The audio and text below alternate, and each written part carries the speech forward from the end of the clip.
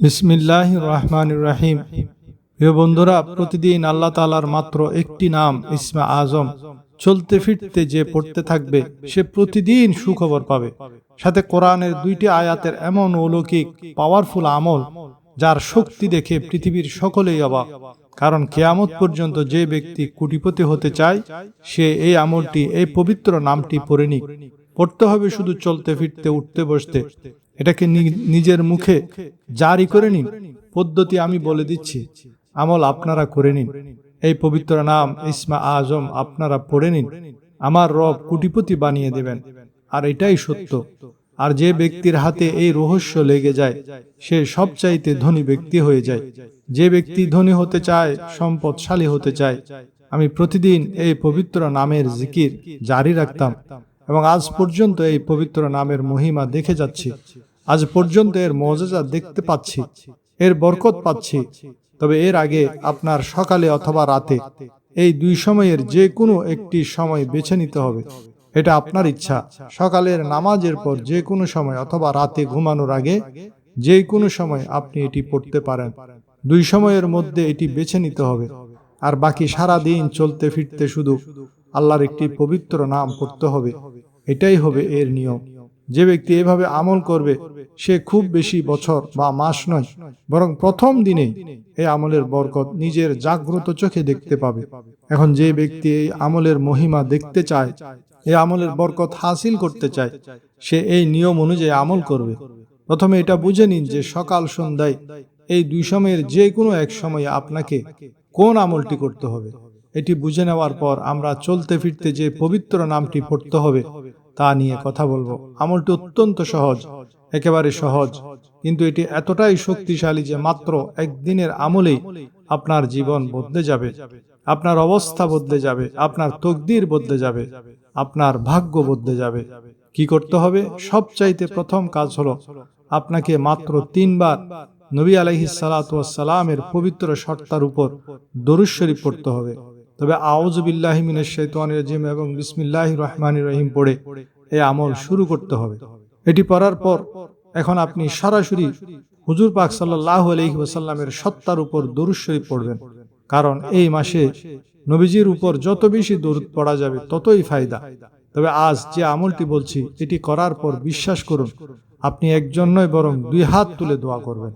আপনার প্রতিটি আত্মীয়, পরিচিত, অপরিচিত সবাই আপনার পেছনে পড়ে থাকবে আপনার এই সফলতার কারণ জানার জন্য। আপনাকে কি করতে হবে তা একটু বুঝুন। এতে 2-3টি বিষয় আছে যা আমি পরিষ্কারভাবে বলে দিচ্ছি, যাতে আপনাদের মধ্যে যে কেউ এই আমলটি করবে সে যেন আমাকে এর ফিডব্যাক অবশ্যই দেয়।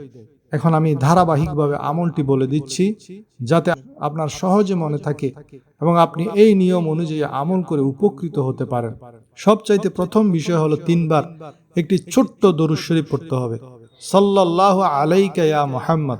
এই দরুদ শরীফ পড়ার আগে সূরা তওবার 128 ও 129 নং এই 2টি আয়াত পড়তে হবে। এই আয়াত 2টি এক অলৌকিক বৈশিষ্ট্য আছে। যেমন সে অলৌকিক বিষয়গুলো হলো, হযরত সাইয়েদনা হুযাইমা বিন সাবিত আনসারী রাদিয়াল্লাহু তাআলা আনহু সেই সৌভাগ্যবান সাহাবী যাকে আল্লাহ রাব্বুল আলামিন 3টা স্পেশাল সম্মানে সম্মানিত করেছেন। প্রথম সম্মান হলো, একদিন হুযাইমা রাদিয়াল্লাহু তাআলা আনহু হুজুর সাল্লাল্লাহু আলাইহি ওয়াসাল্লামের দরবারে এসে আরজ করল, ইয়া রাসূলুল্লাহ, আমি একটি স্বপ্ন দেখেছি, আমি নামাজ পড়ছি আর নামাজের সিজদায় যখন যাচ্ছি আমি আপনার কপাল মোবারকে সিজদা করছি। নবী করিম সাল্লাল্লাহু আলাইহি ওয়াসাল্লাম সাথে সাথে শুয়ে গেলেন আর হুযাইমাকে বললেন, হুযাইমা, তুমি যা স্বপ্ন দেখেছো তা বাস্তবায়ন করো। অতঃপর হযরত হুযাইমা রাদিয়াল্লাহু তাআলা আনহু হুজুর সাল্লাল্লাহু আলাইহি ওয়াসাল্লামের কপালে সিজদা করলেন এবং চুমু খেলেন। সুতরাং হুযাইমা রাদিয়াল্লাহু তাআলা আনহু সেই সাহাবী যিনি হুজুর পাক সাল্লাল্লাহু আলাইহি ওয়াসাল্লামের কপাল মোবারকে সিজদা করার সৌভাগ্য লাভ করেছিলেন। হযরত হুযাইমা রাদিয়াল্লাহু তাআলা আনহুর দ্বিতীয় নিয়ামত হলো তার একজনের সাক্ষীকে 2 জনের সাক্ষীর সমান বলে প্রিয় নবীজি ঘোষণা করেছেন।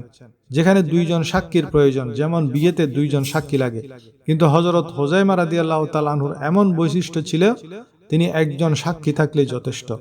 হযরত হুযাইমা রাদিয়াল্লাহুর তৃতীয় সম্মান হলো যখন হযরত আবু বকর সিদ্দিক রাদিয়াল্লাহু তাআলা আনহু কোরআন সংকলনের সিদ্ধান্ত নিলেন নিয়ম করলেন প্রত্যেক আয়াত বা নুসখার জন্য 2 জন সাহাবীর সাক্ষী লাগবে।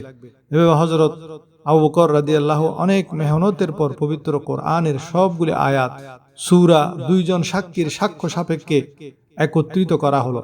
কিন্তু যখন সূরা তওবার 128 ও 129 নং আয়াতের কপি হযরত হুযায়মা রাদিয়াল্লাহু তাআলা আনহু নিয়ে আসলেন, হযরত হুযায়মার এই আয়াতের পক্ষে দ্বিতীয় আরেকজন সাক্ষী পাওয়া যাচ্ছিল না।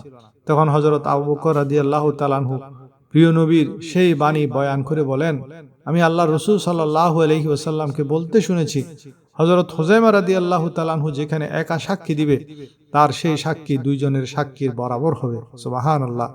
অতএব সূরা তাওবার 128 ও 129 নং আয়াত সেই 2টি আয়াত যা একমাত্র হযরত হুযায়মা রাদিয়াল্লাহু তাআলা আনহুর একক সাক্ষীর ভিত্তিতে সূরা তাওবাতে শামিল করা হয়েছে। এখন আমি আপনাদেরকে এই 2টি আয়াতের একটি আমল বলবো, আপনারা জিন্দেগিতে এই আমল ছাড়বেন না। হযরত আবু বকর মুজাহিদ রাহমাতুল্লাহ আলাইহি অনেক বড় ওলি আল্লাহ এবং মুহাদ্দিস ছিলেন। তিনি হযরত জুনাইদ বাগদাদী এবং শিবলি রাহমাতুল্লাহ আলাইহির যুগের ওলি ছিলেন, মুহাদ্দিস ছিলেন। হযরত শিবলি রাহমাতুল্লাহ আলাইহি হলেন হযরত জুনাইদ বাগদাদীর মুরিদ। একদিন হযরত শিবলি রাহমাতুল্লাহ আলাইহি হযরত আবু বকর মুজাহিদ রাহমাতুল্লাহ আলাইহির মসজিদে গেলেন। আবু বকর মুজাহিদ তখন হাদিসের দরস দিচ্ছিলেন। কিন্তু যখনই তিনি শিবলি রাহমাতুল্লাহ আলাইহিকে দেখলেন, তিনি পাঠদান বন্ধ করে শিবলি রাহমাতুল্লাহ আলাইহির জন্য দাঁড়িয়ে গেলেন এবং শিবলিকে জড়িয়ে ধরলেন, তার কপালে চুমু খেলেন। এরপর আবু বকর আবার পাঠদান আরম্ভ করলেন আর শিবলি রাহমাতুল্লাহ আলাইহি নামাজে ব্যস্ত হয়ে গেলেন। এখন ছাত্ররা আবু বকরকে প্রশ্ন করলেন, শাইখ, আপনি যখন কোরআনের হাদিসের দরস দেন তখন যত বড় মাপের লোক আসুক না কেন তাকে গুরুত্ব দেন না, কিন্তু আজকে একজন সাধারণ দরবেশ এসেছে, তার সম্মানার্থে আপনি পাঠদান বন্ধ করে দাঁড়িয়ে গেলেন, কারণ কি? তখন হযরত আবু বকর মুজাহিদ রাহমাতুল্লাহ আলাইহি বললেন, আমি আজ সেই কাজটি করেছি যে কাজটি কামলিওয়ালা নবী করেছেন। গত রাতে আমি স্বপ্নে দেখলাম কামলিওয়ালা নবীর মাহফিল চলছে, আর এমন মাহফিলে শিবলি যখন প্রবেশ করলো, আল্লাহ রাসূল সাল্লাল্লাহু আলাইহি ওয়াসাল্লাম সকলকে ছেড়ে শিবলিকে অভ্যর্থনা জানালেন, তার কপালে চুমু দিলেন। আমি সেই নবীর উম্মত হয়ে শিবলিকে অভ্যর্থনা না জানিয়ে কিভাবে বসে থাকব? আমি আল্লাহ রাসূল সাল্লাল্লাহু আলাইহি ওয়াসাল্লামকে সওয়াল করলাম, ইয়া রাসূলুল্লাহ, শিবলির প্রতি আপনি এত বড় ইহসান কেন করলেন? তখন আল্লাহর প্রিয় হাবিব সাল্লাল্লাহু আলাইহি ওয়াসাল্লাম জবাব দিলেন, শিবলি যখনই নামাজ পড়ে, নামাজের পর সেই পাঠ করে, লাকাদ জাআকুম রাসূলুম মিন আনফুসিকুম আজিজুন আলাইহি মা আনিতুম হারিসুন আলাইকুম বিল মুমিনিনা রাউফুর রহিম ফাইন তাওয়াল্লাউ ফাকুল হাসবিয়াল্লাহু লা ইলাহা ইল্লাহু আলাইহি তাওয়াক্কালতু ওয়া হুয়া রাব্বুল আরশিল আযীম।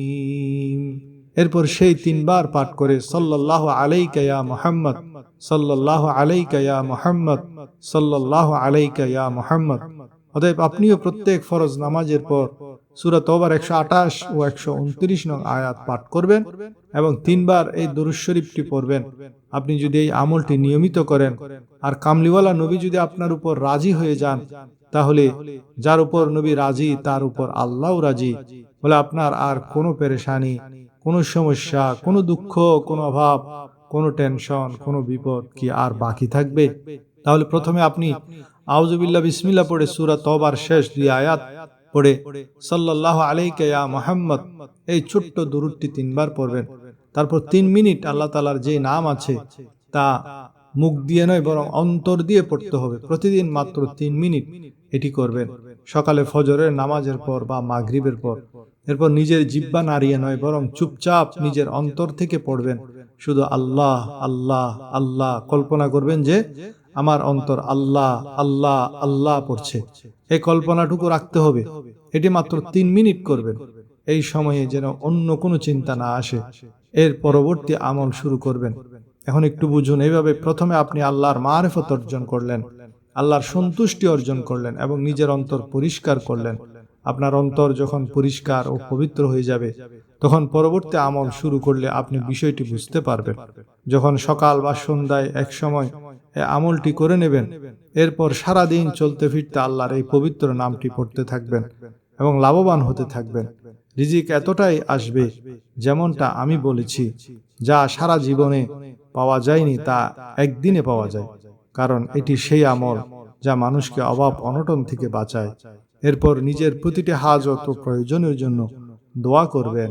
দুনিয়াবী হাজতের তুলনায় আখেরাতের হাজত বেশি চাইবেন, কারণ আখেরাতে মানুষের বেশি সমস্যা হবে। এই আমল দুনিয়া ও আখেরাতের জন্য যথেষ্ট, কারণ এরপর অন্য কোনো আমলের প্রয়োজন থাকে না। আল্লাহর এই পবিত্র নাম, এর প্রভাব অত্যন্ত তাৎক্ষণিক, পড়া মাত্রই কাজ হয়। এটি পাঠকারী দুনিয়ায় সম্মানিত ও ভাগ্যবান হয়, প্রতিটি কাজে উন্নতি ও শ্রেষ্ঠত্ব পায়, মানুষ তাকে সম্মান করে। যারা চান সমাজে তাদের ইজ্জত ও মর্যাদা বাড়ুক, তারা এটি করুন। অনেক বুজুর্গ একে ইসমে আজম বলেছেন। এর মাধ্যমে বাতিনি বা আধ্যাত্মিক রহস্য উন্মোচিত হয়। আমার অভিজ্ঞতা অনুযায়ী এটি অনেক বড় ইসমে আজম। আল্লাহ তাআলা তাকে নিজের সান্নিধ্য দান করেন এবং সে সফলতার চাবিকাঠি পেয়ে যায়। সে কখনো কারো মুখাপেক্ষী হয় না। যদি সারা জীবনের অভাব থেকে বাঁচতে চান এবং আল্লাহর খাজানা থেকে রিজিক পেতে চান, তবে এটি সফলতার চাবিকাঠি। এটি পাঠ করলে মানুষের বাতেন উন্মোচিত হয়ে থাকে। এই শব্দগুলো আপনি আঙ্গুলে গুনবেন এবং চোখ বন্ধ করে পড়বেন। পড়ার পর বিশেষ দোয়া করবেন।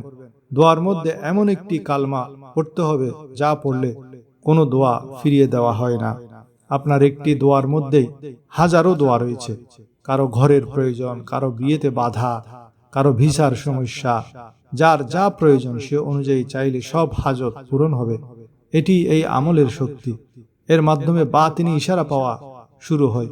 যারা কারো চোখে নিচে নেমে গেছেন বা সম্মান হারিয়েছেন, স্বামী হোক বা স্ত্রী কিংবা মালিকের চোখে নিগৃহীত কর্মচারী, তাদের হারানো সম্মান ফিরে আসে এই শব্দগুলো পড়লে।